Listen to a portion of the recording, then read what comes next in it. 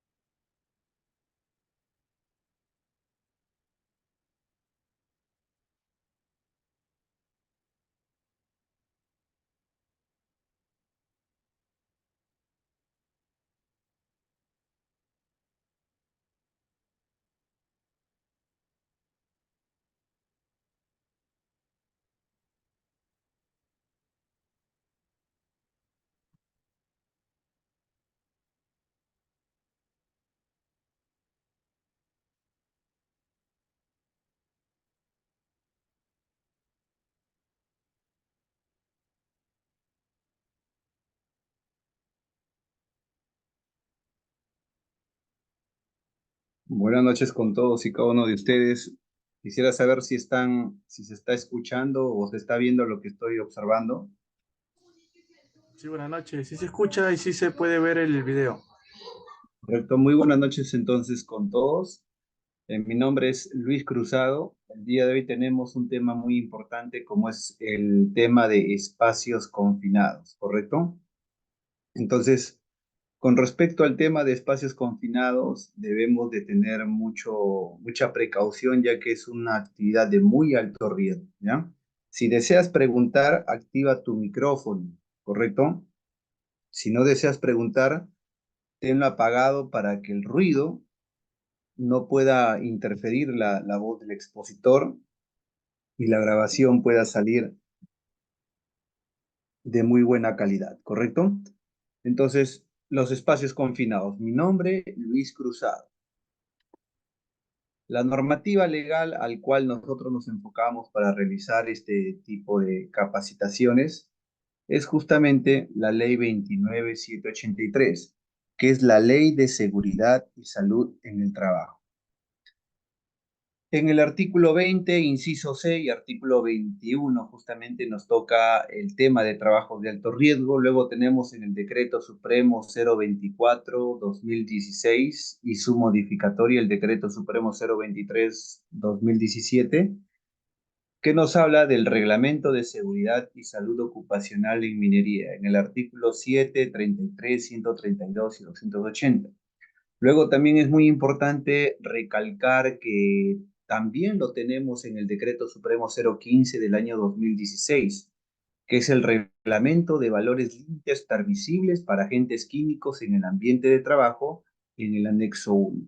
Tenemos también la norma OSHA 29 CFR 1910, en este caso, 146, que nos habla de las operaciones de ingreso seguro a espacios confinados, y tenemos la norma ANSI Z 117.1-2009, que nos habla de los ingresos seguros a espacios confinados, ¿correcto? Entonces, Nuestra cronología empezamos con empieza un este jueves video. a las 12:40 de la tarde. Un operador de LHD recibió instrucciones de cargar camiones con cuerpo mineral volado. El trabajador condujo el LHD a una estación de combustible del taller, ubicada en el nivel 1380.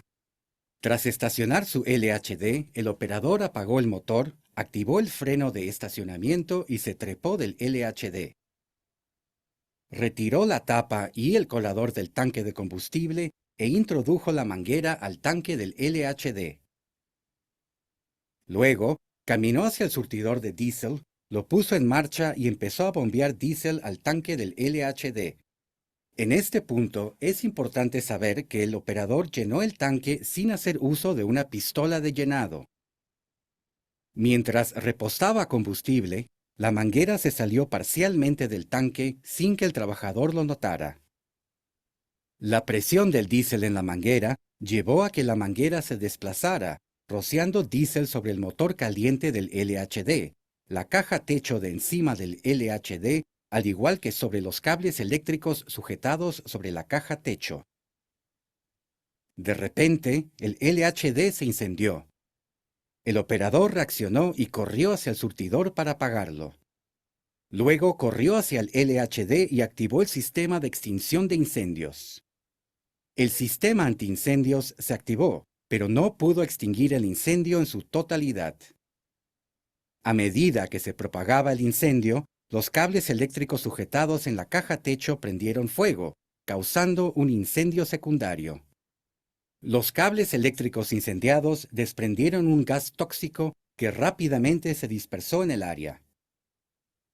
Trabajadores sentados en un área de espera cercana vieron las llamas. Junto al operador del LHD, corrieron a resguardarse en una subestación cercana. Otros 4 empleados habían estado trabajando en un almacén de herramientas cercano cuando brotó el incendio. Uno de los 4 salió del almacén de herramientas, escapó rampa abajo y consiguió ponerse a salvo.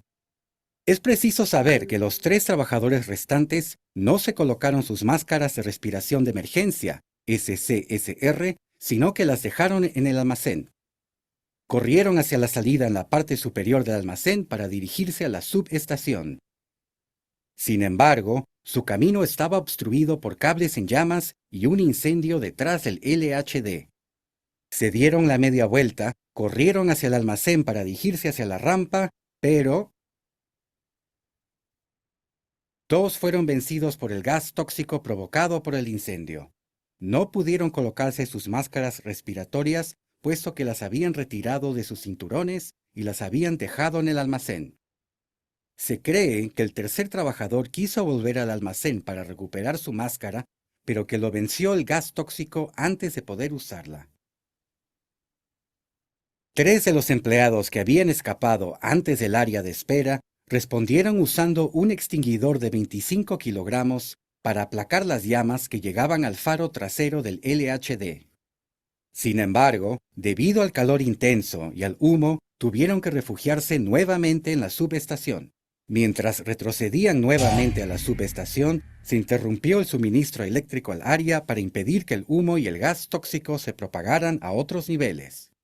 Poco después, otros 4 empleados ingresaron al área y consiguieron recuperar a 2 de los 3 empleados que habían sido vencidos por el gas tóxico. Volvieron al área de los neumáticos y recuperaron al empleado que quedaba en la subestación. Los 3 empleados que fallecieron fueron transportados en camilla a la superficie, al hospital de la mina.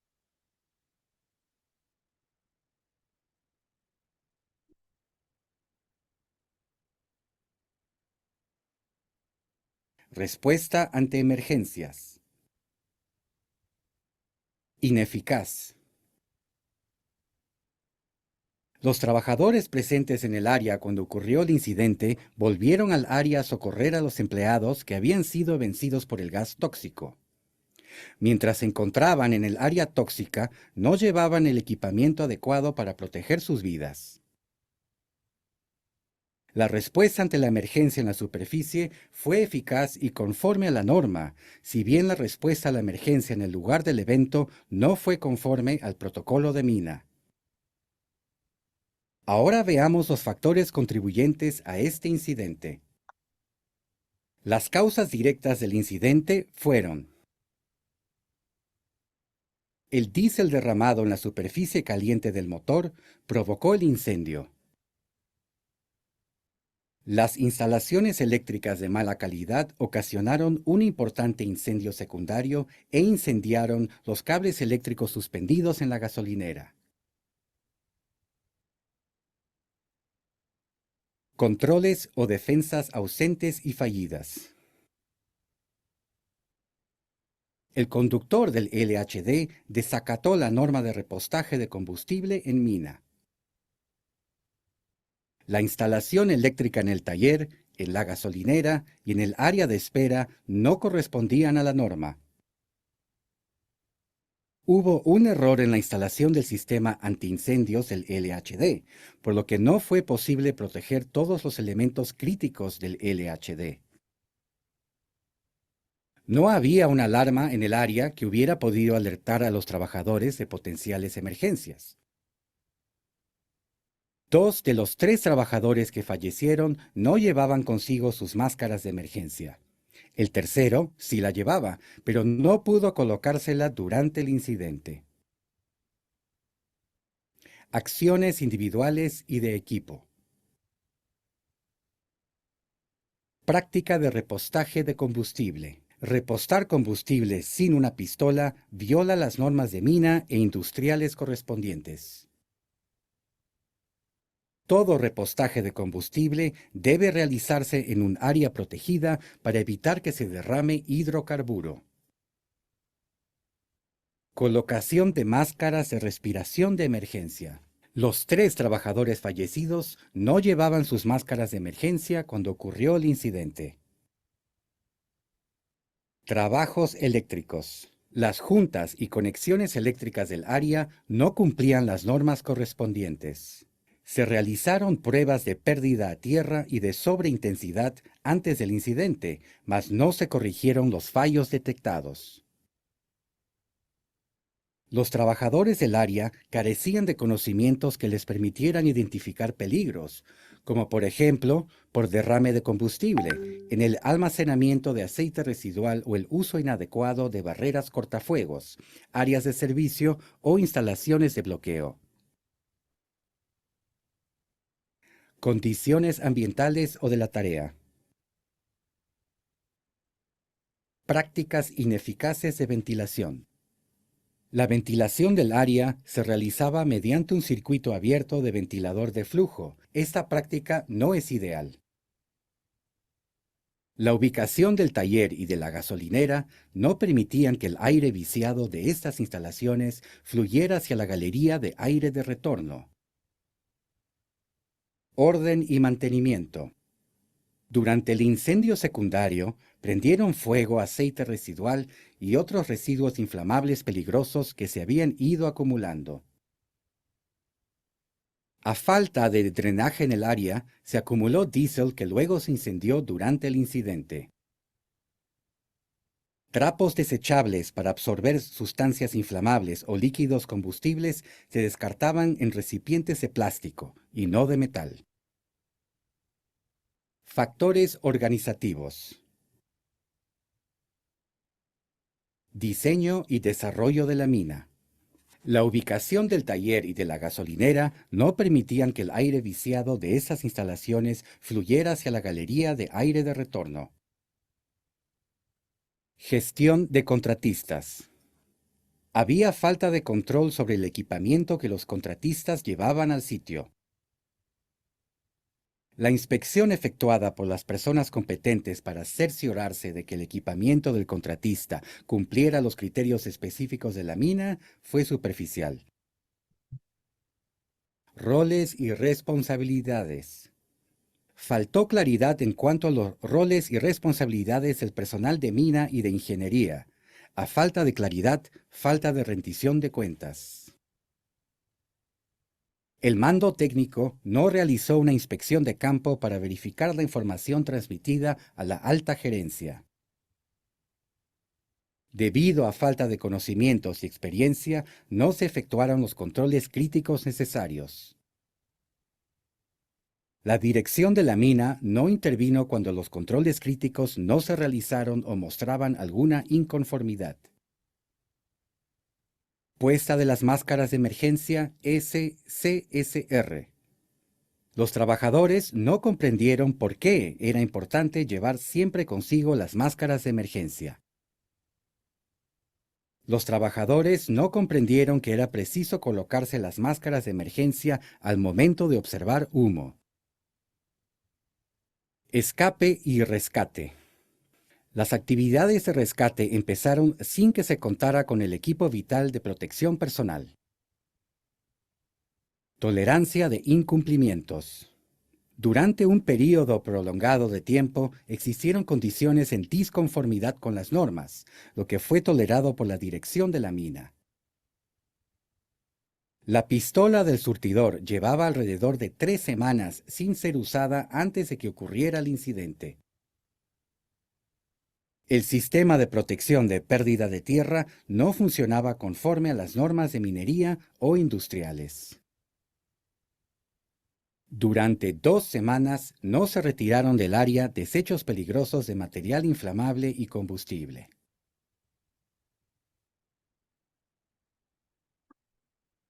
Preguntas importantes. Como empleado o contratista, ¿qué hubiera hecho para prevenir este tipo de incidente?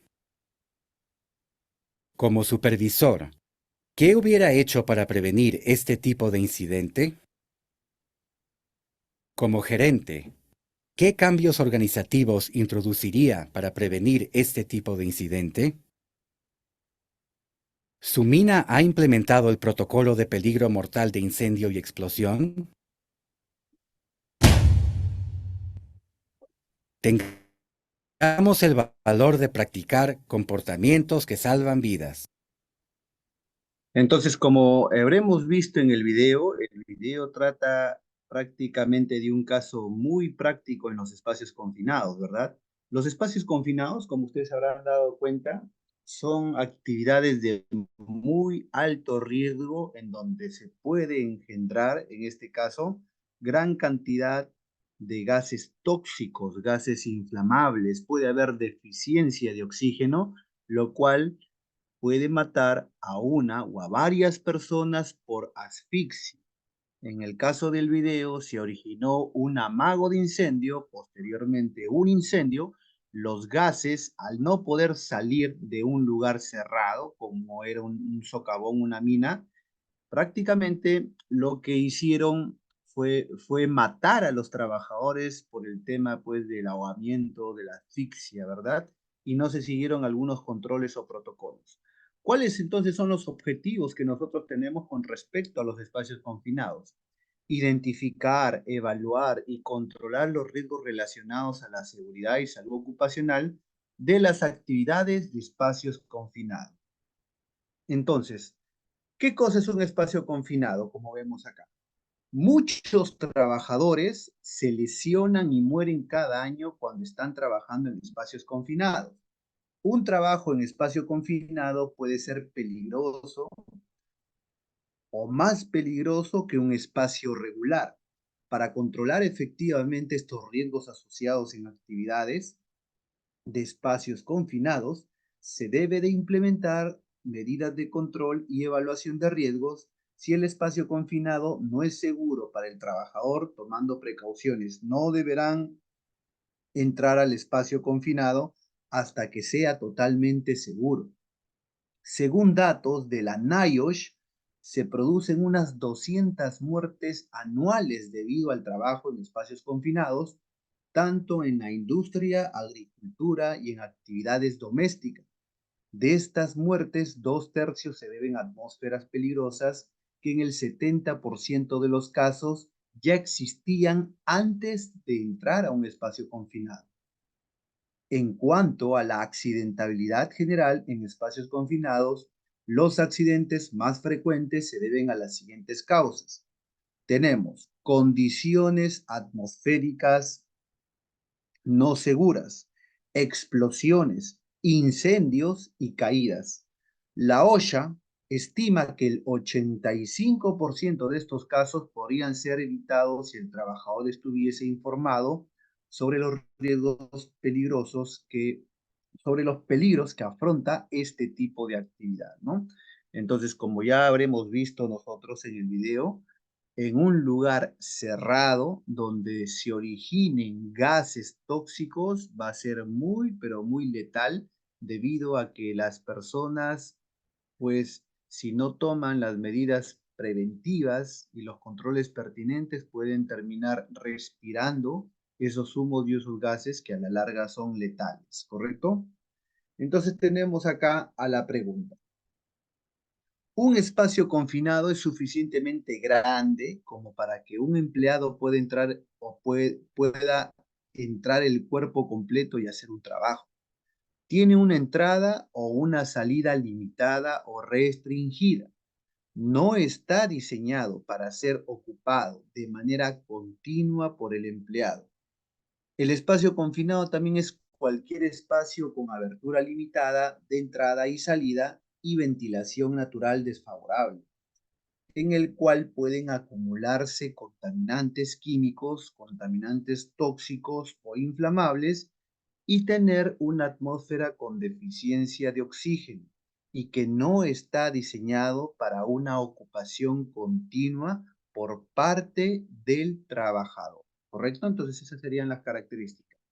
Contiene o tiene el potencial de contener una atmósfera peligrosa. Contiene un material que tiene el potencial de sumir un entrante. Tiene una configuración interna tal que un entrante podría quedar atrapado o asfixiado mediante paredes que convergen hacia adentro o por un piso que declive hacia abajo, ausadamente o contiene cualquier otro riesgo serio reconocido contra la seguridad o contra la salud, ¿no? Entonces, esa es mayormente la definición que nosotros podríamos tener con respecto a un espacio confinado. A todo empleado que se le requiere entrar a un espacio confinado o a un espacio cerrado tendrá que ser instruido, por ejemplo, en la naturaleza de los peligros envueltos. Tendrá que ser instruido en las precauciones necesarias que se debe de tomar en el uso de equipos de protección personal y equipos de emergencia requerido. El patrono tendrá que cumplir con toda reglamentación específica que le aplique al trabajar en áreas peligrosas y potencialmente peligrosas, ¿no?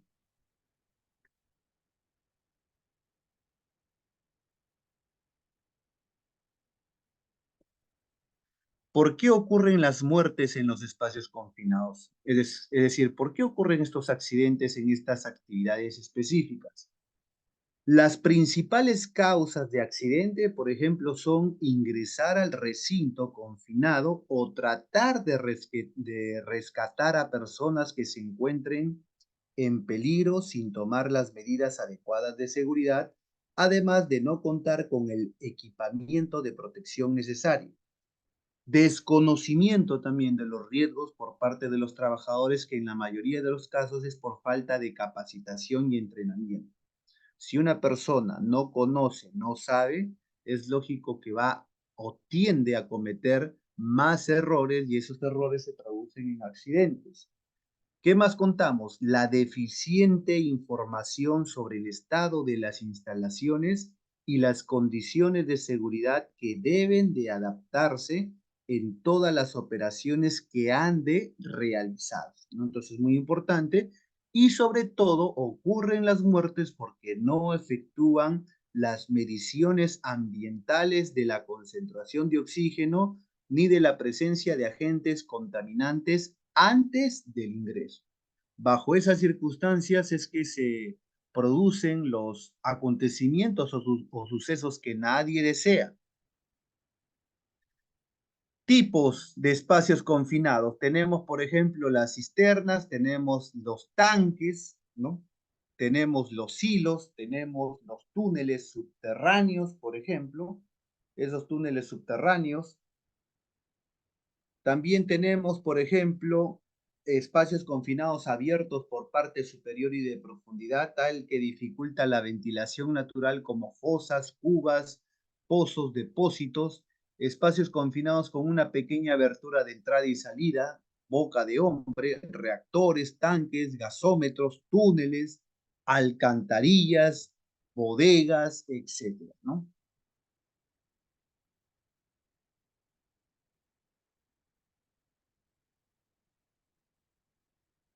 Con respecto al ingreso a los espacios confinados, ¿bajo qué condiciones o por qué necesariamente alguien tendría que ingresar a un espacio confinado? Los ingresos o entradas a espacios confinados se caracterizan por no ser frecuentes, se realizan a intervalos irregulares de tiempo y especialmente para trabajos no rutinarios, que además no están directamente relacionados con la producción, tales como la construcción de un recinto. Bajo esas condiciones, por ejemplo, limpieza y reparación también, mantenimiento y pintado, revisiones e inspecciones y salvamento y rescate. Entonces, bajo esos motivos, mejor dicho, es que una persona decide ingresar a un espacio confinado.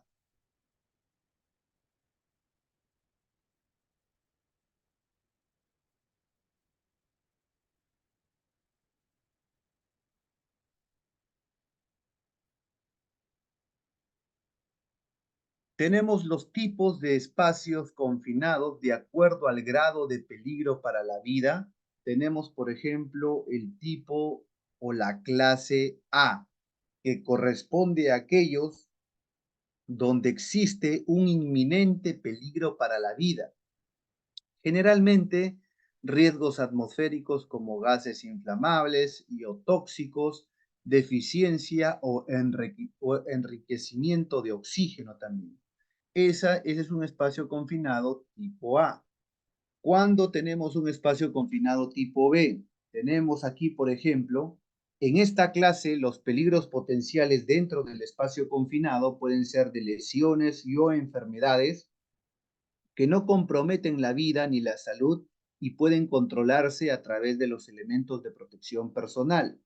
Por ejemplo, se clasifican como espacio confinado la clase B o aquellos cuyo contenido de oxígeno o gases inflamables y o tóxicos y su carga térmica están dentro de los límites permisibles. Además, si el riesgo de derrumbe de existir fue controlado o fue eliminado también, que se da, ¿no? Luego tenemos la clase o tipo C. Esta categoría corresponde a los espacios confinados donde las situaciones de peligro no exigen modificaciones especiales a los procedimientos normales de trabajo o el uso de equipos de protección adicional. Por ejemplo, tenemos el tema de los tanques nuevos y limpios, los fosos abiertos al aire libre, las cañerías nuevas, limpias, etcétera. ¿Correcto? Entonces estamos hablando de un tipo o clase C en este caso. Luego contamos con el tipo o clase D. ¿Qué cosa es el tipo o clase D? El tipo clase D nos habla de los peligros derivados de las actividades. Por ejemplo, ¿qué peligros se derivan de las actividades cuando alguien ingresa a un espacio confinado? Por ejemplo, que una persona, dice, utilice un desinfectante. Si una persona utiliza un desinfectante en un espacio confinado, el usar el desinfectante va a tener consecuencias de crear una atmósfera peligrosa, no tóxica por el propio desinfectante o realizar dentro del espacio confinado trabajos en calientes como el tema de la soldadura, que es doblemente peligroso. Entonces ya no solamente estás lidiando con el espacio confinado, sino también con el trabajo en caliente, ¿no? La generación de chispas, de gases, de humos metálicos. Entonces a eso se le conoce como clase o tipo D, ¿correcto? ¿Hasta aquí hay alguna pregunta? ¿Me estás entendiendo? Si por favor podrías activar tu micrófono.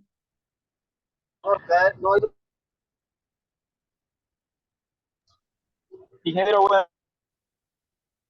Adelante, caballero.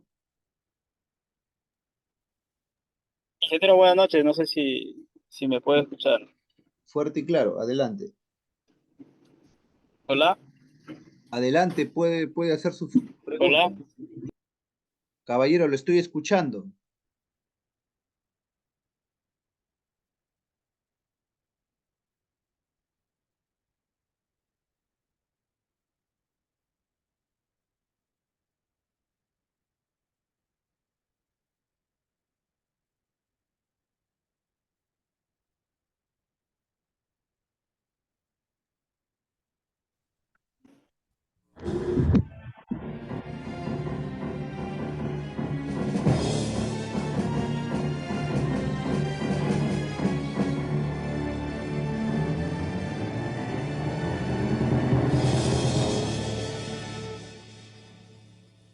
En un trabajo pueden ocurrir muchas cosas. Esto es lo que les pasó a dos trabajadores a quienes se les asignó un trabajo en un espacio limitado. Veamos lo que pasó.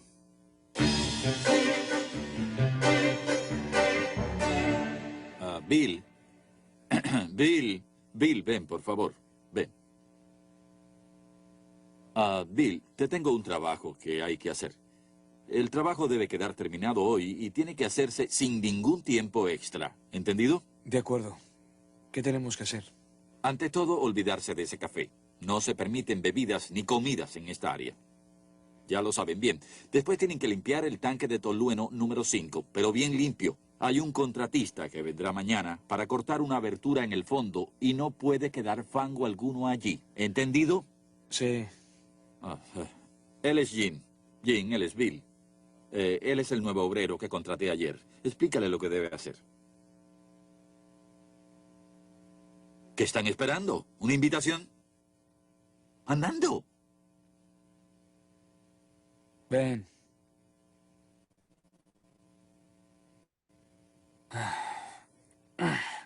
Sí. El viejo Oscar es bastante gruñón. Siempre agitando esa tablilla de notas. Posiblemente duerme con ella.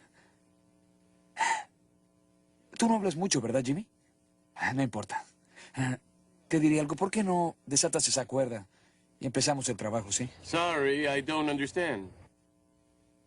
¿Qué dijiste? Sorry, I don't speak Spanish. I just work. ¿No hablas español? Vaya, bueno, no importa. Entras ahí dentro. Yo lo haría, pero tengo más antigüedad. Bien. Cuando entres ahí, tienes que usar esta máscara. Porque el tolueno es bastante fuerte. Pero te diré lo que haremos. Ya que el espacio es demasiado pequeño para que quepas con todo este equipo a la espalda, tú te metes en el agujero y yo te lo paso y te lo pones antes de bajar.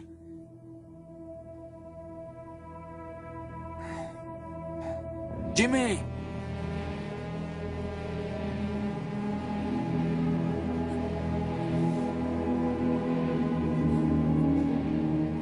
¡Auxilio! Bien, coloquemos la sierra en posición para poder cortar el tanque. Corta aquí una abertura de 3 centímetros.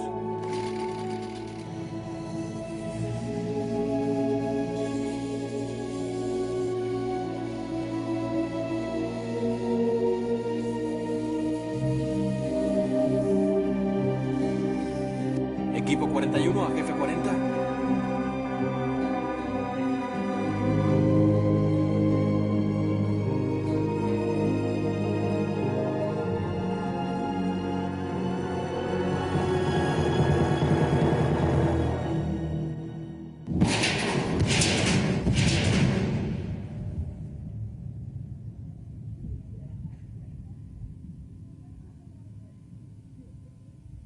Se completaron 2 de los 3 cortes. El tercero estaba terminado en un 95% cuando las chispas inflamaron las sustancias que había dentro del tanque. El resultado fue la muerte de uno de los bomberos y la de Jimmy, el hombre atrapado dentro. Un espacio limitado tiene las siguientes características. Su forma y tamaño permiten la entrada de una persona. Tiene un número limitado de entradas y salidas. Y no está diseñado para ser ocupado continuamente. Un espacio limitado que requiere autorización se identifica por lo siguiente. Contiene o podría contener una atmósfera peligrosa. El material contenido puede atrapar a una persona. Su forma interna puede ocasionar que una persona quede atrapada o asfixiada entre paredes convergentes o por un piso inclinado hacia abajo. Una atmósfera peligrosa es solo uno de los muchos peligros que pueden existir en un espacio limitado. En una atmósfera peligrosa es posible que no haya oxígeno suficiente para mantener la vida, o puede ser inflamable o tóxica. Debido a estos peligros, la entrada se define como la colocación de cualquier parte del cuerpo dentro del espacio. En el caso de este accidente, ya que se trataba de un espacio limitado que requería autorización, debió realizarse un examen de la atmósfera y ventilarse el lugar antes de entrar en el tanque. Debió seleccionarse de antemano el equipo respiratorio adecuado y tener en cuenta las limitaciones físicas y los procedimientos de trabajo. Y como era una entrada vertical, la persona que ingresó debió utilizar un arnés unido a una línea de retorno y a un dispositivo mecánico tal como un trípode o un polipasto. Este sistema de rescate asegura que el vigilante pueda sacar con seguridad a la persona que ingrese en el interior. El entrenamiento de los que entran y los que vigilan debe garantizar el conocimiento adecuado de las medidas de seguridad a seguir. En este caso, la barrera del lenguaje, que impidió que se pudieran comunicar los peligros del espacio, fue posiblemente la causa del accidente. También antes de entrar, una persona calificada debe realizar una evaluación para reducir el riesgo de la persona que ingresa.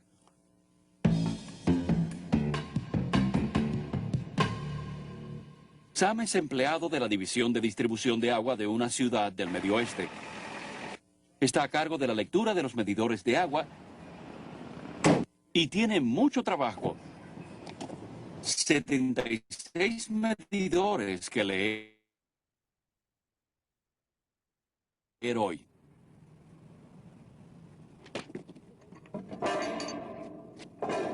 Oye, Sam, ¿me escuchas? Sam, soy Frank. ¿Dónde estás? Sam, si me escuchas, llámame.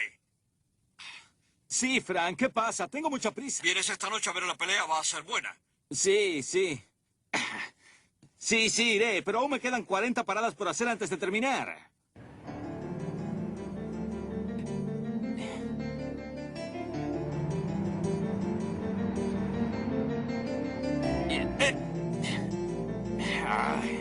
Con tanto trabajo extraordinario, nunca voy a terminar.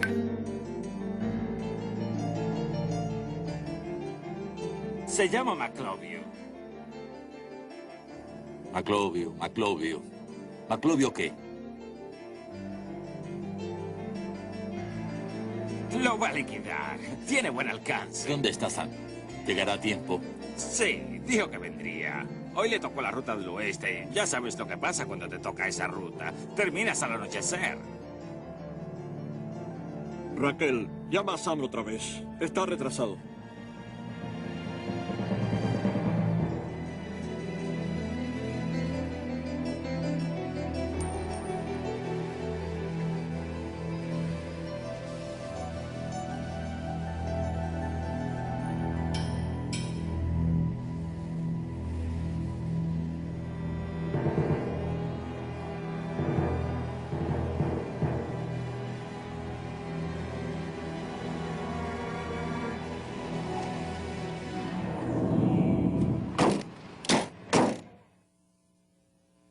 Sam podría estar con los demás mirando la pelea, divirtiéndose, pero nunca volverá a su casa. Fue declarado muerto a las 9:31 p.m. después que resultaron inútiles todos los esfuerzos para revivirlo. Antes de entrar en un espacio limitado, siempre debe examinarse la atmósfera. Después de entrar, debe vigilarse continuamente o volver a examinarse si es necesario. Todos los empleados que trabajan en espacios limitados deben conocer el peligro potencial, las probables emergencias y los procedimientos específicos a seguir antes de entrar en un espacio limitado. Estos procedimientos incluyen examen de la atmósfera para asegurar el suministro de oxígeno, ventilación adecuada y control de los contaminantes tóxicos en la atmósfera. Los empleados y supervisores deberán estar entrenados en la elección y uso correcto de los equipos respiratorios auxiliares. Cuando se trabaja en un espacio limitado, una ventilación adecuada servirá para controlar una atmósfera peligrosa. Hay dos tipos de ventilación mecánica. Ventilación local de extracción y ventilación general. No se escucha nada. La ventilación local absorbe los contaminantes en su punto de origen, eliminándolos. La ventilación general renueva la atmósfera mediante el suministro y extracción de grandes cantidades de aire. En este horrible accidente en un espacio limitado que requería autorización,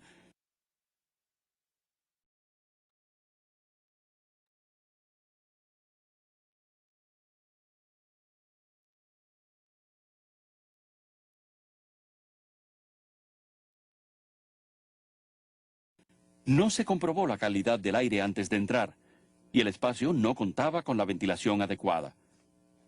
Por ello, la persona que ingresó no reconoció el metano y el dióxido de carbono presentes hasta que fue demasiado tarde.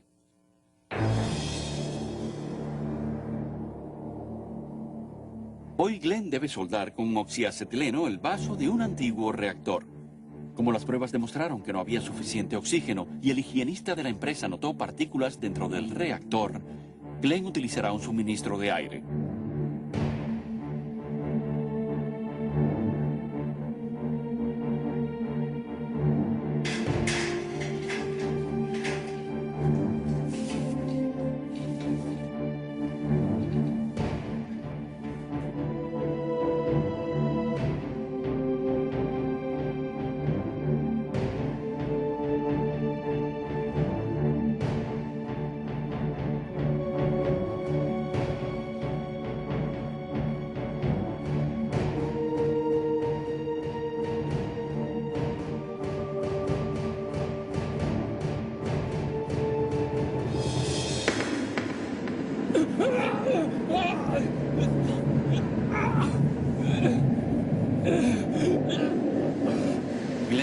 suerte, sobrevivió a este accidente. La investigación del accidente mostró que la máscara de Glenn fue alimentada con oxígeno puro. El oxígeno puro nunca se debe utilizar cuando se suelda. Por eso, la rosca de un cilindro de oxígeno es diferente a la de uno de aire tipo D, que es el apropiado para esta aplicación. La persona que conectó este cilindro utilizó un adaptador que eliminó ese dispositivo de seguridad integrado. Una fuga de oxígeno en la manguera de alimentación provocó que la máscara explotara, incendiándose. Aunque Glenn era un soldador experto, el no haber examinado de antemano el equipo le ocasionó dolorosas quemaduras en el rostro. Las personas que trabajan en espacios limitados deben, por su bien y el de sus compañeros, conocer los peligros que ofrece un espacio limitado. Planear la entrada anticipadamente y acogerse a las medidas de seguridad pueden salvarle su vida. Antes de entrar a un espacio limitado, verifique que el permiso está completo, firmado y autorizado. Se ha levantado una barrera alrededor del espacio. Las líneas de entrada han sido tapadas, desconectadas u obstruidas. Se ha realizado la clausura y rotulación de cualquier equipo eléctrico. El espacio está ventilado. Hay a mano todo el EPP necesario. Todos conocen el plan de acción ante emergencias y los procedimientos de rescate. Para examinar la calidad de la atmósfera en un espacio limitado, deberá realizarse una prueba desde el exterior, así como pruebas periódicas mientras el espacio esté ocupado.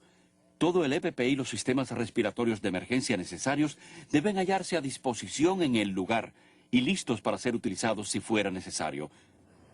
La seguridad al entrar en espacios limitados requiere de atención a todos los detalles y es un esfuerzo de equipo. Así que prepárese, esté alerta y trabaje en equipo. Como habrán visto, hay 3 casos prácticos de por qué ocurren los accidentes durante espacios confinados, ¿verdad? Entonces, tenemos acá lo siguiente, muy importante, observemos.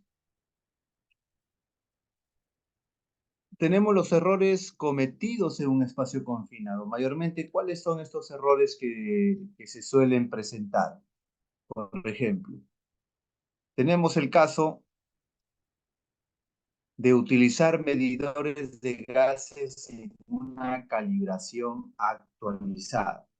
Esto quiere decir que si tú utilizas un medidor de gas que no está calibrado, es prácticamente como si tú no estuvieses utilizando nada. ¿Por qué? Porque el calibrador de gases va a darte lecturas erradas, lecturas equivocadas, y eso puede hacerte caer en accidentes mortales, porque, por ejemplo, si el medidor de gases te indica una concentración adecuada de oxígeno en el ambiente, eso te va a hacer a ti confiar y te va a hacer que tú ingreses. Pero como está mal calibrado el equipo, la lectura que te está dando es errada. En realidad, la atmósfera donde tú vas a ingresar se encuentra con gases muy tóxicos o con deficiencia de oxígeno, pero la lectura del medidor te arroja de que está en condiciones normales. Entonces, eso a ti te hace confiarte, hace de que ingreses al espacio confinado y como consecuencia, pues, se presenten los accidentes mortales. ¿Cuál es la medida de control al utilizar medidores de gases sin una calibración actualizada? Nos indican que los medidores de gases precisan de una calibración cada 6 o 12 meses, ¿correcto? Entonces, los medidores de gases precisan de una calibración cada 6 o 12 meses. Luego tenemos acá que no identifican los valores picos en el momento de realizar una medición inicial. ¿Qué significa eso? Que cuando tú vas a hacer la medición de los gases o de los gases que están presentes o que pudiesen estar presentes en el ambiente, tú tienes que saber cuál es el valor tope o máximo de determinado gas, ¿no? Mayormente los gases que se miden en un espacio confinado va a depender de las características del recinto. Llámese en este caso, por ejemplo, monóxido de carbono, dióxido de carbono, sulfuro de hidrógeno, porcentaje de oxígeno, el límite inferior de explosividad, etcétera, ¿no? Entonces, estos valores deben de ser conocidos, estos valores máximos, mejor dicho, deben ser conocidos por los trabajadores, ¿no? Para poder monitorear de acuerdo a lo exigido. Entonces, ¿cuál es el control acá? Consultar la pantalla de los valores picos registrados por el dispositivo. Estos dispositivos o estos equipos medidores de gases vienen ya calibrados y vienen con un sensor. Ese sensor te indica cuando la concentración de determinado gas ha alcanzado los valores picos. Por ejemplo, para la concentración máxima de monóxido de carbono para un tiempo de 8 horas es solamente 25 partes por millón. Si es que en el ambiente el equipo monitorea más de 25 ppm, pues simplemente el equipo comienza a vibrar, comienza a emitir un sonido y comienza a emitir un juego de luces. Eso es un indicativo que te dice que tú debes de evacuar de forma inmediata. Luego tenemos otro de los errores, es ubicar el medidor de gases lejos de la zona de respiración del trabajador entrante, ¿no? Es decir, si nosotros vamos a medir o realizar un monitoreo, el monitoreo debe darse en el lugar donde el trabajador va a realizar sus actividades, ¿no? Y no lejos de él. Por ejemplo, si tú haces una lectura al ingreso o a la entrada de un espacio confinado, esa lectura o esa concentración de gases realmente no es la adecuada, porque a la entrada no va a trabajar la persona, el trabajador va a ingresar más adentro. Entonces, nuestro interés debe ser medir la concentración de la atmósfera en el lugar de los hechos, en el lugar donde se va a desempeñar el trabajador, no al ingreso del espacio confinado, a menos de que el trabajo se desplace al ingreso del espacio confinado, ¿no? ¿Cuál sería el control? El medidor de gases debe ir cerca de la zona de respiración del usuario, máximo 50 centímetros, ¿ya? Entonces eso es muy importante tenerlo en consideración. Luego tenemos el utilizar un torno homologado para cargas como sistemas de rescate. ¿Cuál sería el control? El sistema de rescate debe de cumplir con la norma en 1496 del año 2018, ¿correcto? Del año 2018. ¿Qué más nos indican con respecto a los errores cometidos en el espacio confinado? Utilizar, por ejemplo, utilizar un torno de rescate sin un sistema anticaídas adicional todavía, ¿no? ¿Cuál sería la medida aquí? Que el sistema de rescate debe de complementarse con un sistema anticaídas retráctil en 360 o deslizamiento en 353.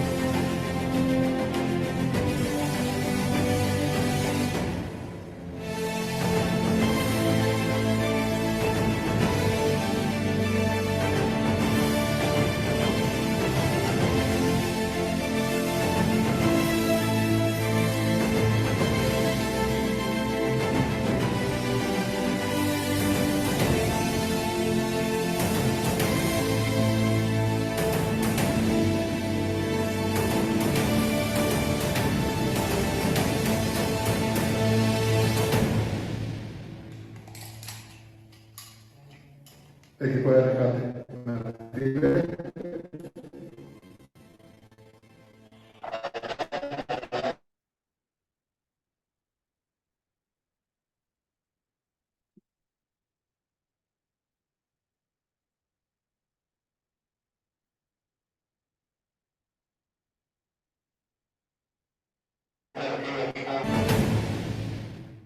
Equipo de rescate. Esto se está llenando de humo.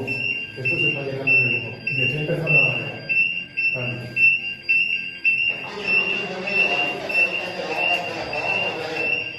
De acuerdo. Gracias. Damos prisa.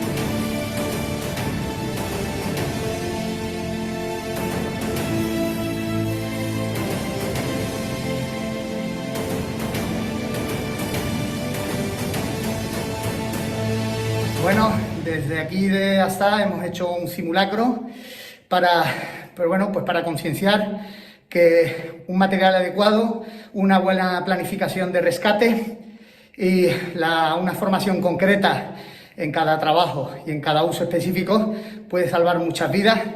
Y bueno, y animamos a todo el mundo de que se forme y que haga las cosas bien en su trabajo para que no suceda lo que hemos visto en el vídeo. Bueno, un saludo a todos, a todas. ¡Bravo, bravo!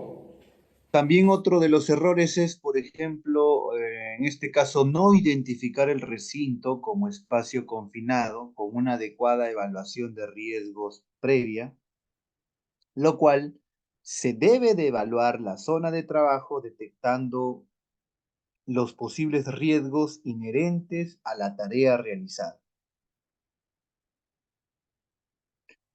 Otro de los errores más cometidos es la ausencia del recurso preventivo.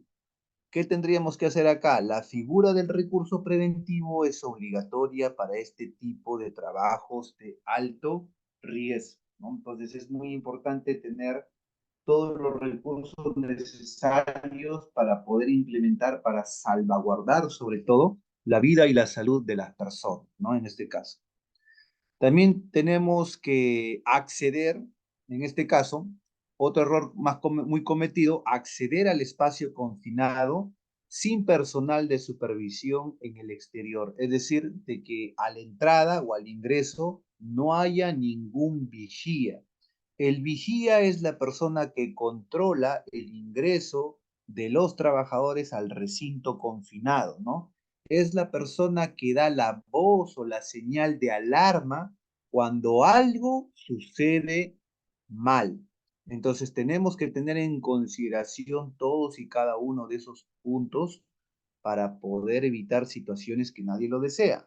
¿Cuál sería acá su control? Que el acceso a un espacio confinado siempre debe estar supervisado por un vigilante externo, ¿no? Ese vigilante externo, lógico que es el vigía. Luego tenemos acá otro de los errores cometidos es acceder a los espacios confinados sin formación o capacitación. Si no te has capacitado o no te has formado, no deberías realizar esta actividad de ninguna otra, ¿no? ¿Cuál sería en este caso el punto acá? La formación requerida para todo el personal entrante y de supervisión ha de ser tanto teórica como también práctica, ¿no? Entonces, muy importante este punto, ¿no? Crucial. En este caso, por ejemplo, tenemos que los espacios confinados con accesos en suspensión se tiene que contar con una persona en la parte exterior que manipule, en este caso, estas poleas con estos trípodes y que nos ayuden pues al rescate o evacuación de forma inmediata cuando se presentan las situaciones de siniestralidad.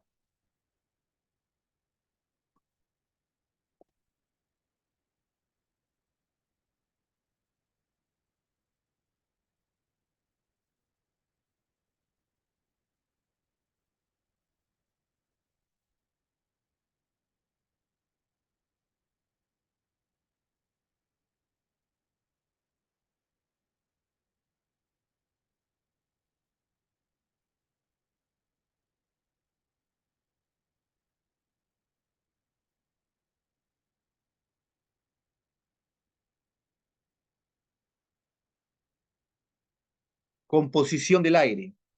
Es muy importante entender que nosotros estamos rodeados de una masa gaseosa denominada o llamada aire. El aire dentro de su composición tiene elementos que son gases con el nombre de oxígeno, nitrógeno y otros gases. En porcentajes de 21% para el oxígeno, 78% del nitrógeno y 1% de otros gases. La combinación de todos estos gases mencionados se crea lo que nosotros conocemos como aire, ¿no? Que es una mezcla gaseosa. Es una capa que nos rodea y que, lógico, constantemente nosotros estamos respirando, ¿no?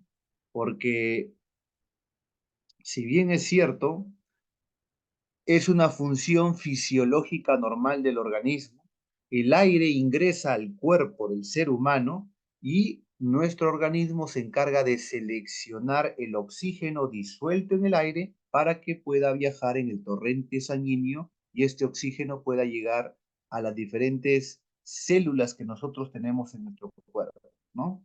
Entonces, acá observamos la composición que tiene esta mezcla gaseosa, que es 78% de nitrógeno, 21% de oxígeno y 1% de otros gases, ¿correcto?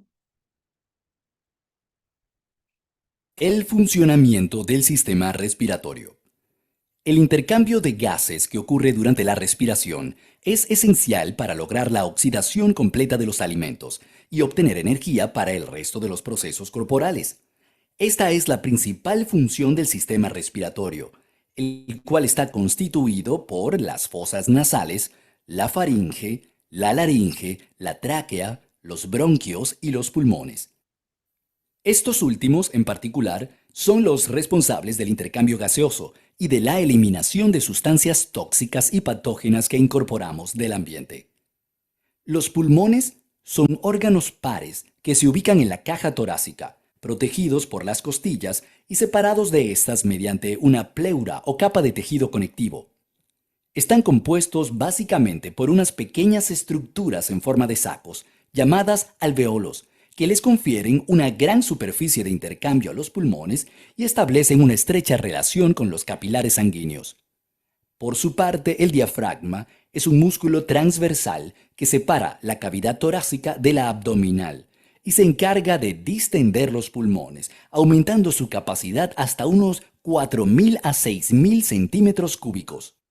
Durante la respiración, el aire penetra por las fosas nasales y sufre un proceso de acondicionamiento, mediante el cual es calentado, humedecido y filtrado, pasando de la faringe a la laringe y de esta a la tráquea, la cual se dilata permitiendo el paso del aire hacia los bronquios. Estos pequeños tubos se ramifican en otros cada vez más finos que desembocan en los alvéolos pulmonares, donde finalmente sucede el intercambio de gases. Los alvéolos son pequeñas bolsas de aire ubicadas en la parte terminal y más pequeña de los pulmones, los bronquiolos. A su vez, estos sacos de aire se encargan del intercambio de gases dentro de los pulmones. Sin embargo, para entender mejor su función, es importante comprender su estructura, puesto que la función de los alvéolos está intrínsecamente ligada a ella.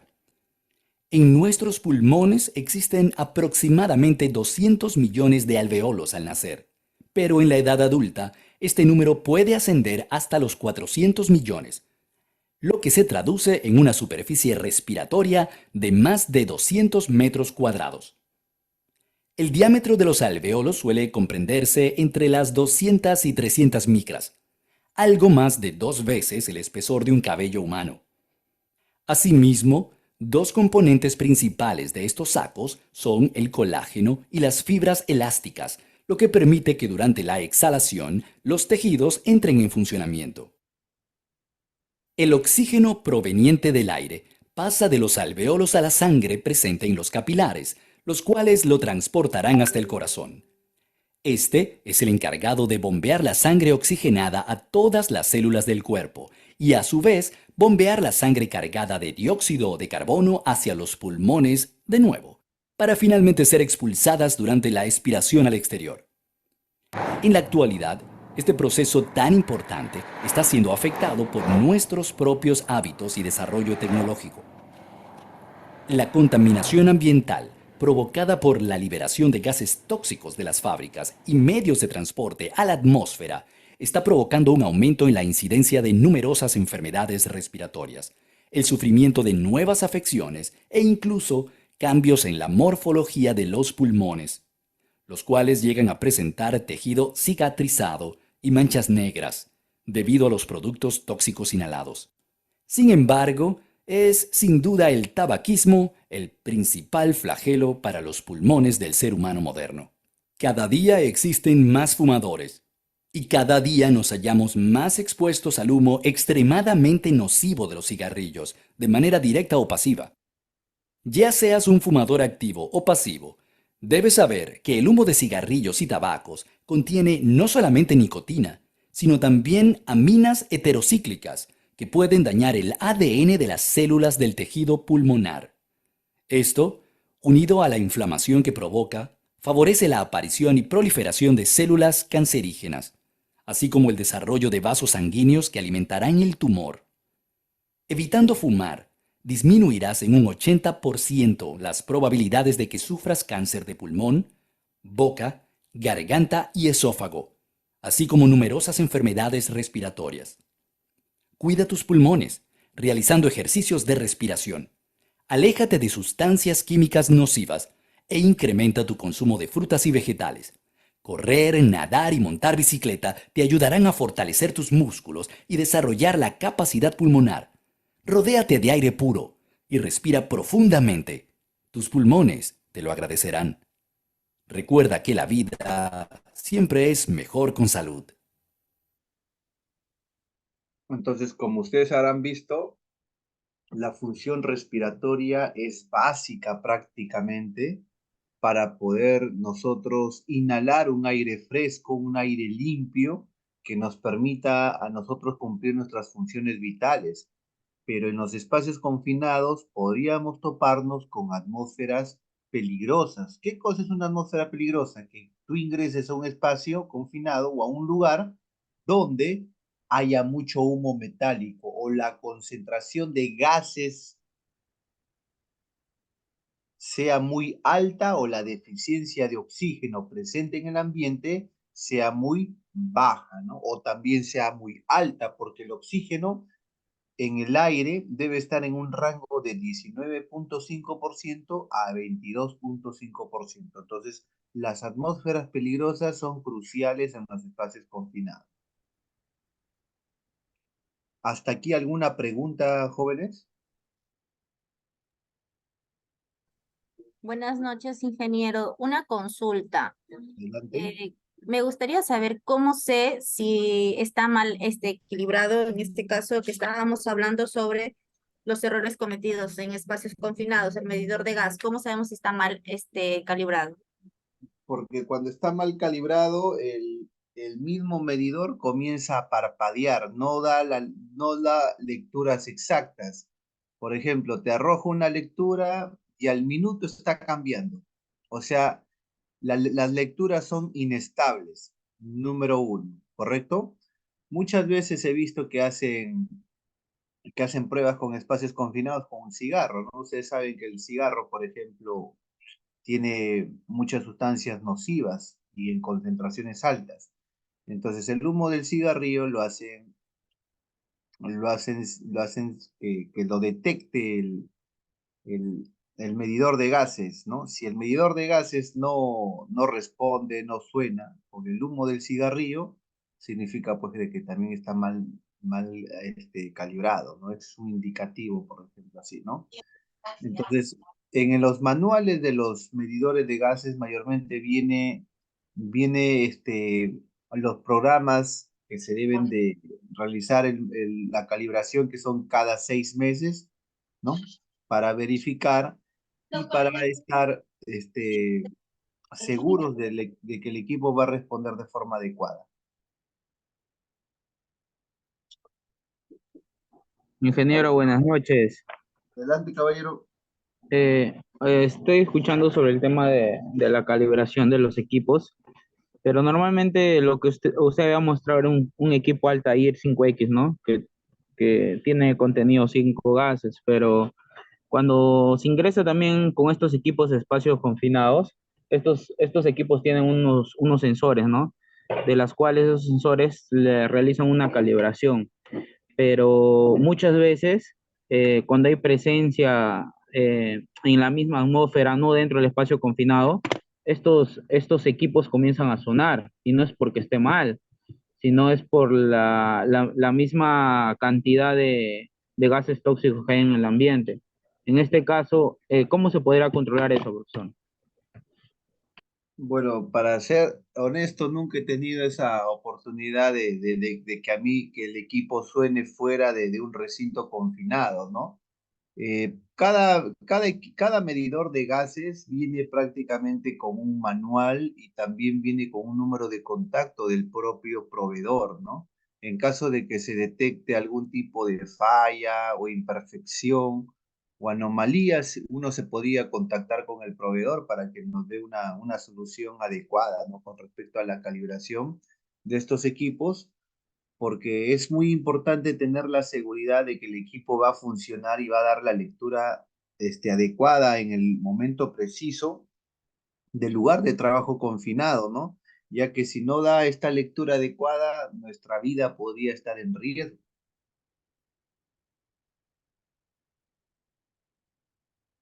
¿Alguna otra pregunta, jóvenes?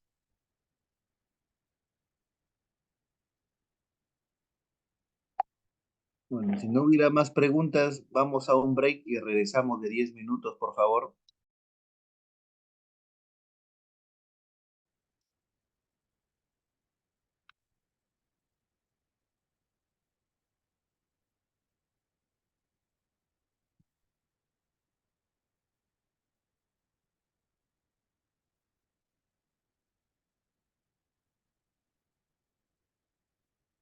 Observamos acá entonces los efectos del oxígeno. Miren, el oxígeno tiene una concentración máxima o debería tener una concentración máxima en el ambiente de 22.5%. En condiciones normales suele encontrarse en un 21%. Luego contamos con un nivel inferior del 19.5%, ¿correcto? 19.5%. Debajo de estos 19.5% al 17% afecta al juicio. Luego, con una concentración del 16%, se comienza a sentir los primeros síntomas de anoxia, es decir, de deficiencia de oxígeno al cerebro. Luego, con un 16 al 12%, tenemos una respiración y pulsos elevados. Luego contamos que entre un 14 y un 10% hay una fatiga y también una dificultad para poder respirar. Del 10 al 6% hay náuseas, hay vómitos, inhabilidad para moverse y pérdida también del sentido. En menos del 6% existen las famosas convulsiones, los sofocos, se detiene la respiración y el corazón y unos minutos después. Entre un 3 y un 5%, el tiempo de vida es de 3 a 5 minutos, ¿no?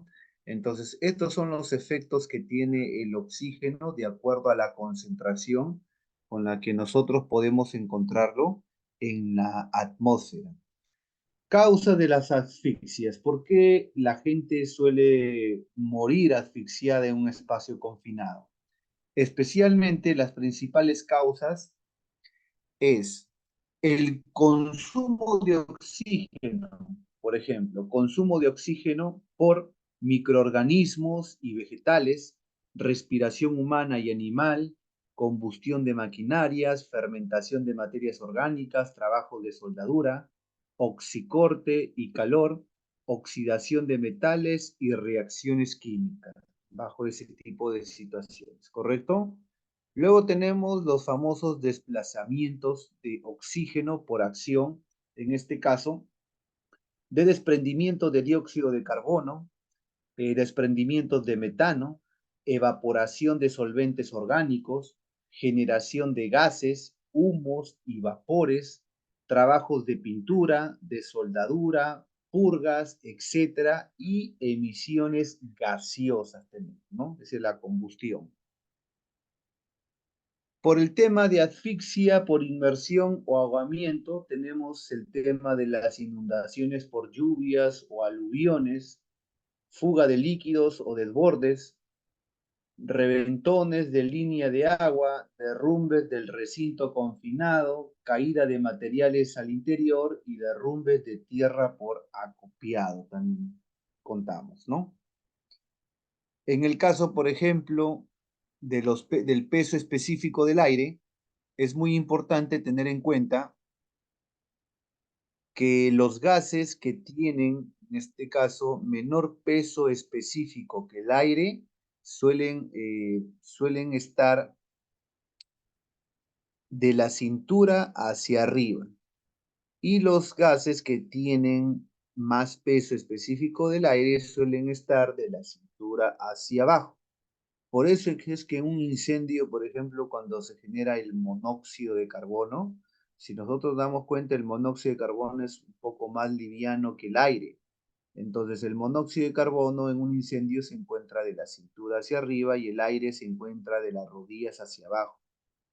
Debido a esto, es que la recomendación es que en un incendio uno debe de salir a gatas, ¿no?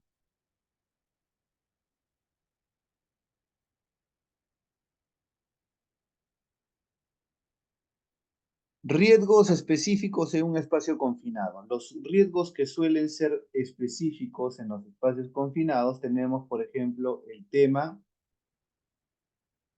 de la deficiencia de oxígeno. Los riesgos específicos son aquellos ocasionados por la mala condición especial en que se desarrolla este tipo de trabajo. las cuales quedan indicadas en la definición del recinto confinado y que están originadas por una atmósfera peligrosa que pueda dar lugar a los riesgos de asfixia, incendio, explosión e intoxicación.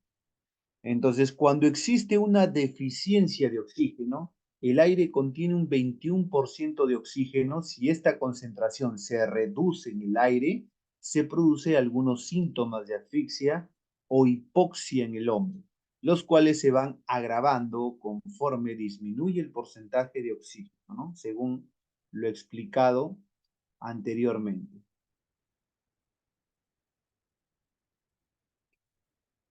El otro riesgo específico en un espacio confinado con el cual contamos es el riesgo de incendio o de explosión. Eso quiere decir que en un recinto confinado se puede crear con extraordinaria facilidad una atmósfera inflamable, ya que por diversos motivos pueden desprenderse gases y vapores inflamables que en la condición de recinto cerrado alcanzan rápidamente el rango de inflamabilidad y o explosividad, y la generación o desprendimiento de gases inflamables se puede deber a las siguientes causas. Por ejemplo, tenemos los restos de productos inflamables, pinturas y solventes, la evaporación de disolventes orgánicos, desengrases, generación de hidrógeno, es decir, reacciones químicas, generaciones de metano, fermentación anaeróbica también, polvos, combustibles, cereales, carbón y fugas de gases y líquidos combustibles también, ¿no? Entonces es muy importante esas recomendaciones con respecto a esos puntos. En el tema de las intoxicaciones, que es el tercer riesgo específico, dentro de un recinto confinado, la concentración en el aire de algunos productos tóxicos por encima de determinados límites de exposición puede producir intoxicaciones agudas y o enfermedades, y las sustancias tóxicas en un recinto confinado pueden ser gases, pueden ser vapores o polvos finos en suspensión en el aire. La aparición de una atmósfera tóxica puede tener diversos orígenes, ya sea por existir el contaminante en el lugar o por generarse al realizar el trabajo en el espacio confinado, como por ejemplo ácido sulfhídrico, el monóxido de carbono, el gas cloro, los óxidos nitrosos, los fosgenos, los amoníacos, los ozonos, los polvos metálicos, etcétera, ¿no? Entonces es muy importante tener presente cuáles son los riesgos específicos, en especial en un espacio confinado, como también es importante tener presente riesgos generales.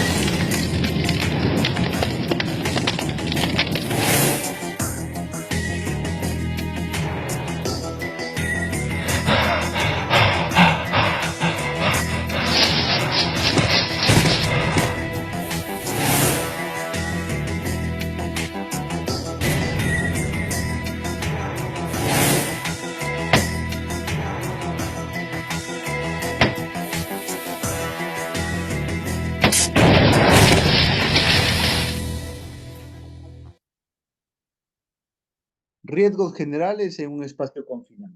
En general, los trabajos en recintos confinados conllevan una gran variedad de peligros que a la vez aumentan los riesgos para la salud de los trabajadores y obliga a tomar precauciones muy exigentes. Las características de los accidentes en estos espacios confinados son la gravedad y consecuencias tanto para la persona que realiza el trabajo como para las que la auxilian. sin adoptar las medidas necesarias de seguridad, generando cada año muchas víctimas fatales. Para clasificar los diversos riesgos existentes en espacios confinados, debemos de separarlos en dos grandes grupos. En lógico, los riesgos específicos y los riesgos generales. Cuando nosotros, por ejemplo, hablamos de riesgos generales, aquí encontramos las famosas caídas y golpes y los riesgos eléctricos, ¿no? Con respecto a los riesgos por caídas y golpes, tenemos las caídas a distinto o igual nivel por resbalamientos, tropiezos, golpes por caídas de objetos al interior del recinto mientras se trabaja. Con respecto a los riesgos eléctricos, tenemos los choques eléctricos por contacto con partes energizadas, contacto directo a que accidentalmente pueden estar en tensión, o contacto indirecto también. Con respecto a los riesgos ergonómicos, tenemos las malas posturas de trabajo, la posible fatiga por agentes físicos, ambientes húmedos, calurosos o fríos, ruidosos, molestos, vibraciones excesivas, iluminación y ventilación deficiente también. Con respecto a los espacios mecánicos, tenemos los equipos que pueden ponerse en marcha, atrapamientos, choques y golpes por chapas, deflectoras, agitadores, elementos salientes, dimensiones reducidas de la boca de entrada, obstáculos en el interior, etc., ¿no? También contamos con los riesgos generales como las fobias, ¿verdad? Los miedos a estar en un espacio reducido, por decirlo así. La escasa iluminación también es un riesgo general que podría tener como consecuencia de caídas y tropezones. Podríamos también tener el tema de riesgos biológicos, ¿no? Por picaduras, por mordeduras de insectos, de arañas, de roedores. Además, podemos encontrar algunos gérmenes como virus, bacterias u hongos que pueden causar algunas enfermedades al trabajador que ingresa al recinto. El tema del estrés también se puede presentar, por ejemplo, ¿no? Con respecto a las temperaturas extremas, por ejemplo, se puede dar que en un recinto haya temperaturas muy altas, lo cual produzca sofocamiento, estrés térmico, deshidratación. Con respecto a los gases a monitorear, tenemos el oxígeno, tenemos el monóxido de carbono, tenemos el dióxido de carbono, tenemos el límite, los límites de inflamabilidad, el límite inferior de inflamabilidad, que es la concentración mínima de gas en el aire, por debajo del cual el fuego no es posible, y el límite superior de inflamabilidad, si es que es la máxima concentración de gas en el aire, por encima de la cual el fuego tampoco es posible.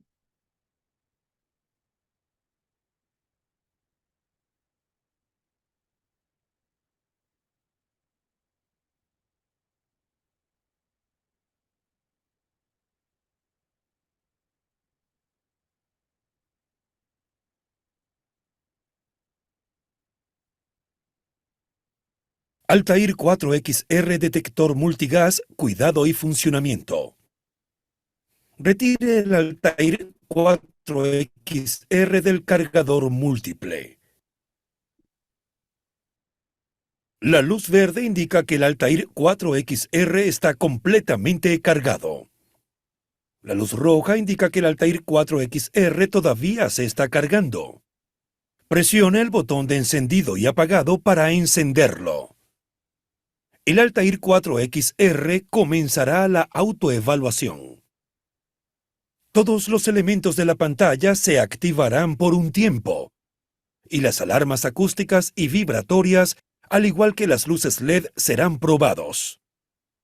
La pantalla mostrará la siguiente información: el nombre del fabricante, nombre del producto, versión del software,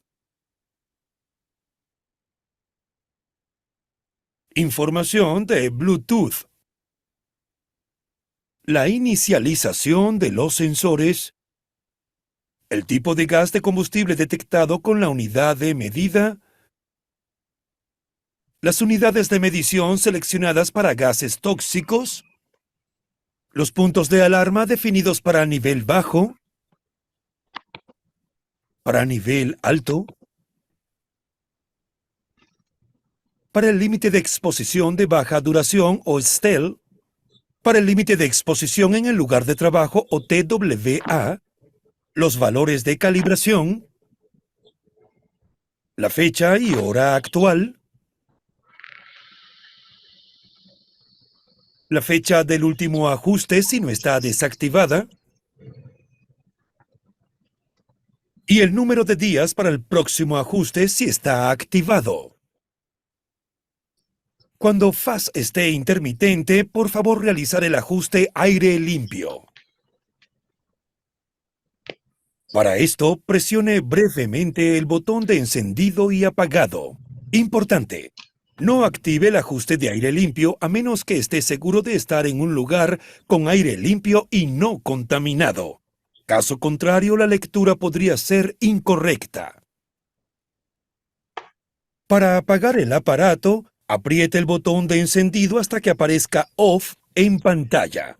Suelte el botón y el Altair 4XR se apagará. Prueba de respuesta del sistema de prueba automática Galaxy GX2. Coloque el Altair 4XR encendido en el módulo de prueba automática Galaxy GX2 para realizar la prueba diaria de verificación Bump Test. Normalmente tiene duración aproximada de 40 segundos. Cuando la prueba es exitosa, aparecerá en la pantalla del Galaxy GX2. Quite el Altair 4XR del módulo de prueba. La pantalla del aparato mostrará el símbolo de verificación durante las próximas 24 horas, después que la prueba diaria de verificación Bump Test sea exitosa. El Altair 4XR está listo para usarse. El Galaxy GX2 informará si la prueba diaria de verificación Bump Test y los ajustes posteriores fallaron fail. Quite el Altair 4XR. El detector multigas no está listo para su uso y necesita revisión. Alarmas de exposición a gases en áreas de riesgo. Si entra en un área de riesgo, el Altair 4XR activará las alarmas acústicas, visuales y vibratorias. En este caso, abandone el área de riesgo inmediatamente. Alarmas de batería. Cuando el Altair 4XR muestre un aviso de batería baja, el indicador de la batería estará intermitente. Sonidos de alarma y luces LEDs se activarán. La pantalla mostrará Low Bat. Abandone el lugar de inmediato porque la batería se está acabando. Conexión Bluetooth. La conexión vía Bluetooth debe estar activada para conectar el aparato móvil con la aplicación Altair Connect instalado. El aparato activa modo búsqueda automáticamente por 5 minutos luego de su inicialización.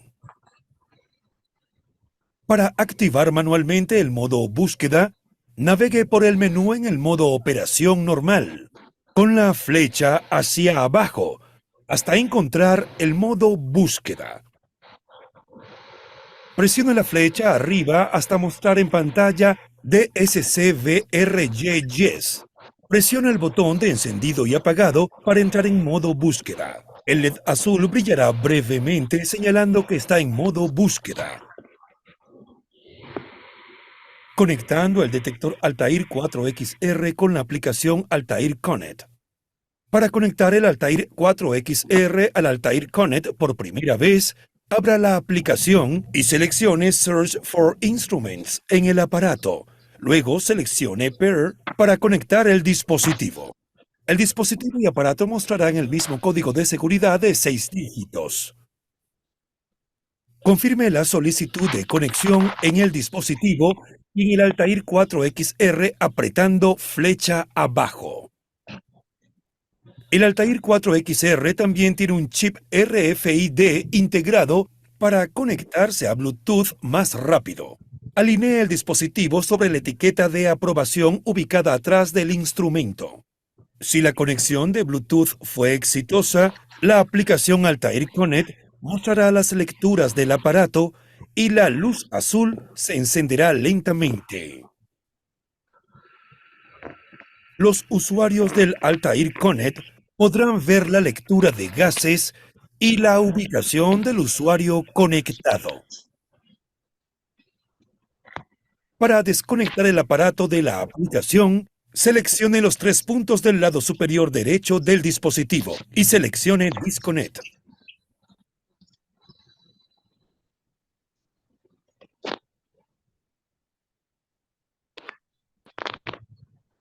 Bueno, MTA es una empresa pues muy reconocida a nivel mundial que justamente comercializa este tipo de equipos, ¿no? De medidores de gases, ¿correcto? Con respecto, por ejemplo, a las atmósferas peligrosas, puede exponer al riesgo de muerte o lesión, en este caso.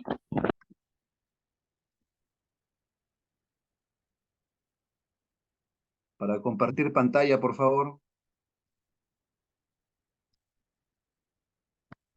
Con respecto a las atmósferas peligrosas, puede exponer al riesgo de muerte, lesión, muerte por presencia de gases inflamables, polvos combustibles, deficiencia de oxígeno y concentraciones que superen, en este caso, los valores límites permitidos, ¿no? Los valores límites permitidos.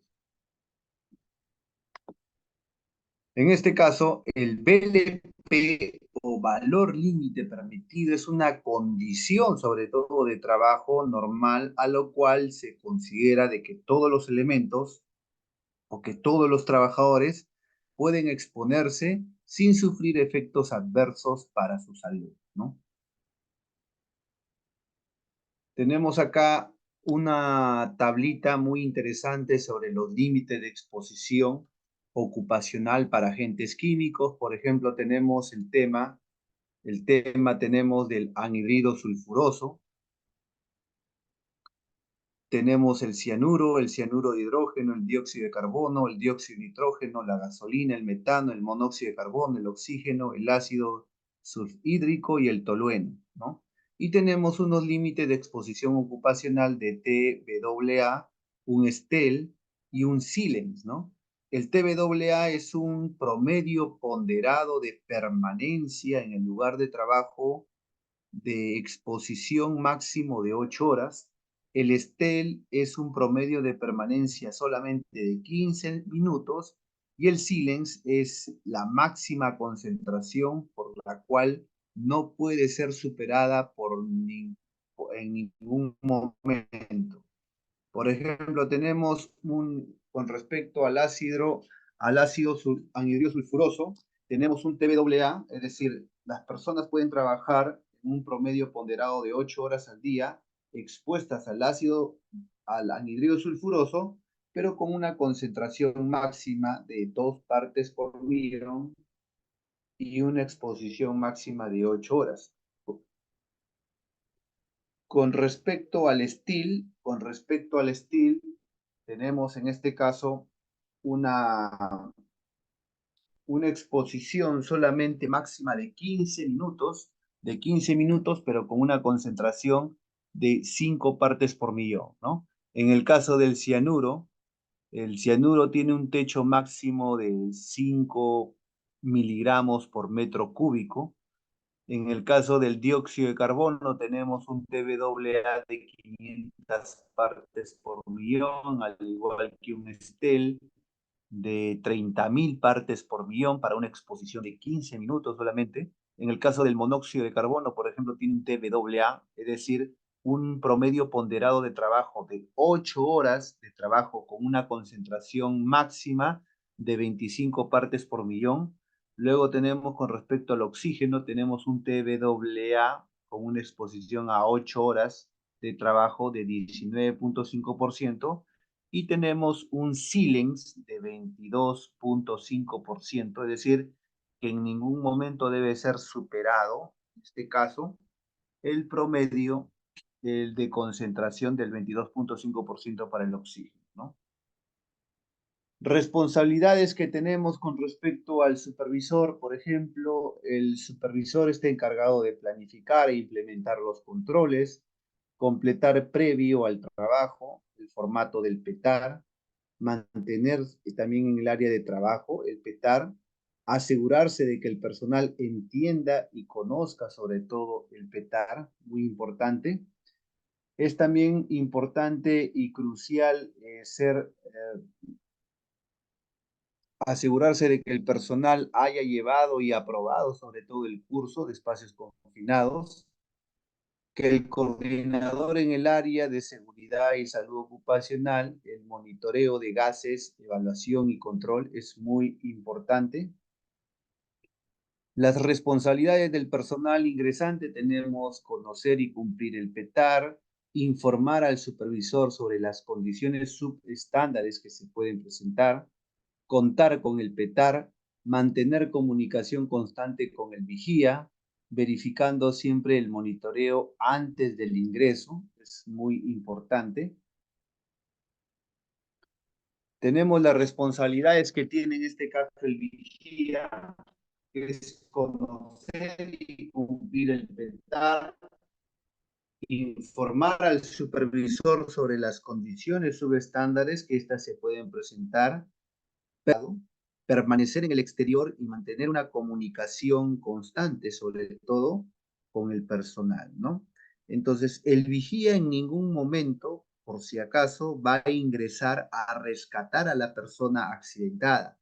Esa no es la función del vigía, ¿no? Si en caso alguna persona ingresara a un espacio confinado sin tener la preparación adecuada y sobre todo sin utilizar los equipos adecuados, puede convertirse en una segunda víctima, ¿no? Por eso es muy importante de saber las funciones de cada persona. El vigía solamente alerta sobre algún tipo de situación o anomalía que se puede presentar en este tipo de actividades con espacios confinados, ¿no? Con respecto al ingeniero de seguridad y salud ocupacional, ellos inspeccionan aleatoriamente los espacios confinados para verificar el cumplimiento, verifican el formato y el cumplimiento del PETAR, archivan los formatos de PETAR y verifican aleatoriamente el monitoreo y que las condiciones sean las adecuadas justamente para poder trabajar, ¿correcto? Entonces, señores, como hemos visto, las actividades en espacios confinados requieren o ameritan un conocimiento, una información y una práctica adecuada para evitar los acontecimientos no deseados de los sucesos que nosotros ni nadie quiere que ocurran, pero lamentablemente cuando no hay una preparación, un buen plan, un buen entrenamiento y no se conocen los peligros y los riesgos de una actividad, solemos tener pues muchos errores que llevan o se traducen en accidentes, ¿no? ¿Alguna pregunta hasta aquí?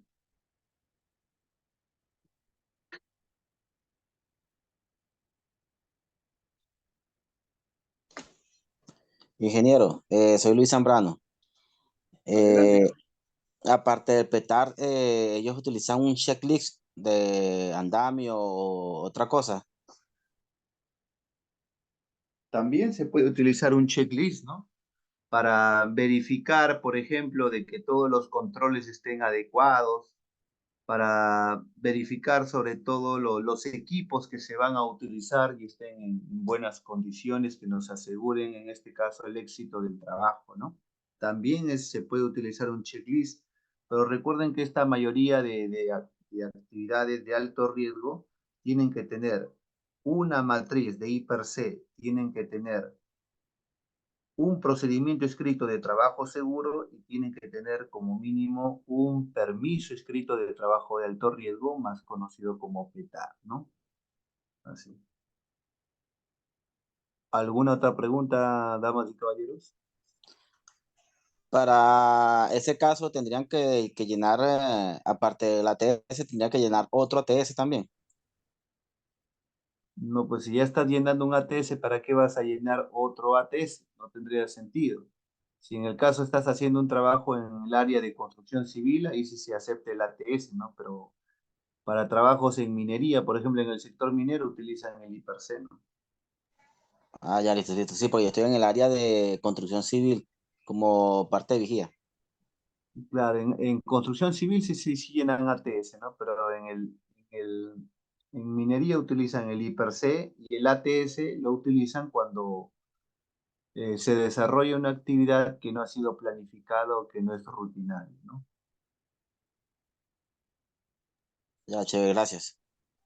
Igualmente a usted, caballero. Ingeniero, buenas noches. Adelante. Sí, ingeniero, este tema del permiso del Ingeniero, PETAR. una consulta. Un momentito, señor, porque está tomando la palabra el señor Orlandino. No lo escucho, no lo escucho. Sí, ingeniero, este permiso del PETAR, ¿es netamente responsabilidad de la empresa ejecutora o es que nosotros tenemos que inscribirnos en el PETAR? No comprendo exactamente su pregunta. Especifíquela más, por favor.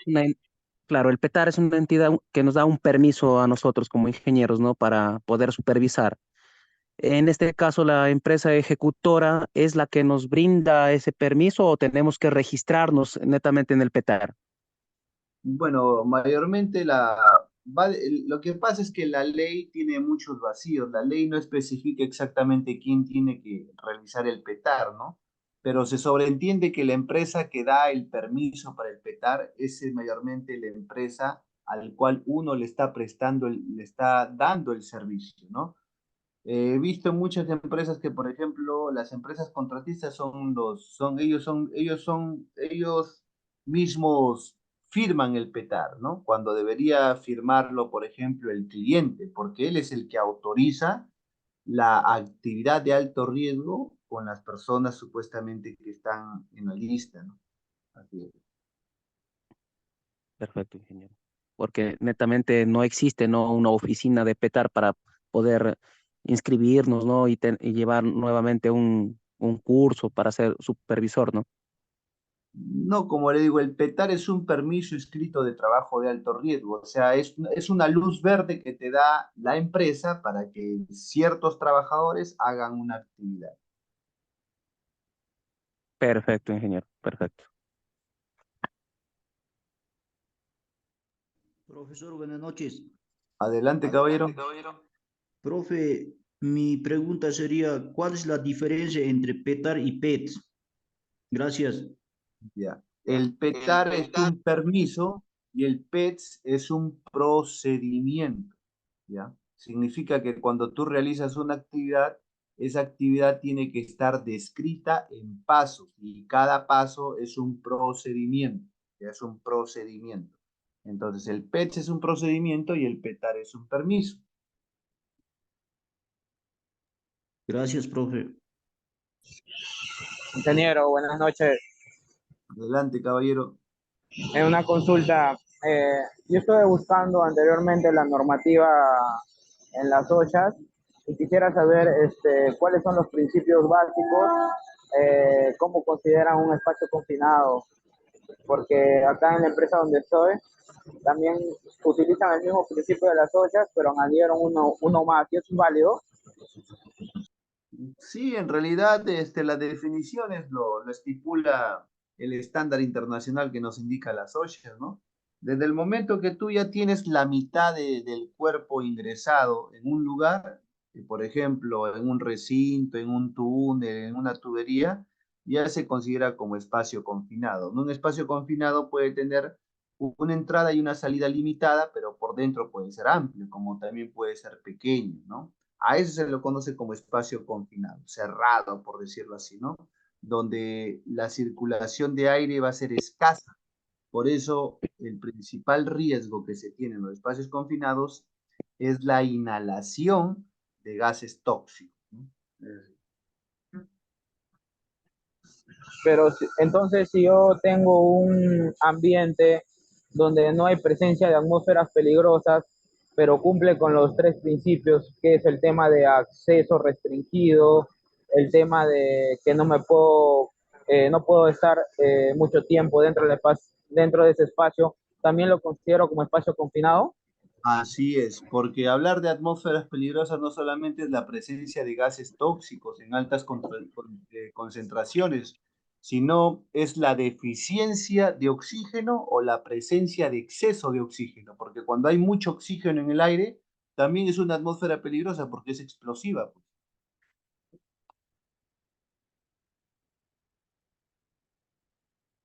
¿Correcto? Ok, y si realizo un monitoreo de gases, por ejemplo, y mis